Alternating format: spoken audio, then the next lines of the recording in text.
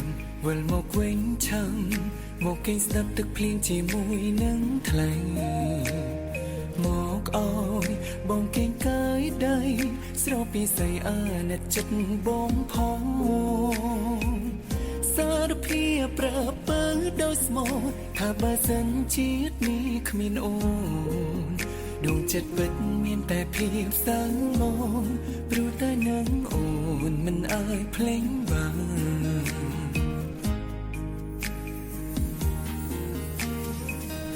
បងចាំតែស្រីរត់ទីវីរាត្រីណាក៏យ៉ាង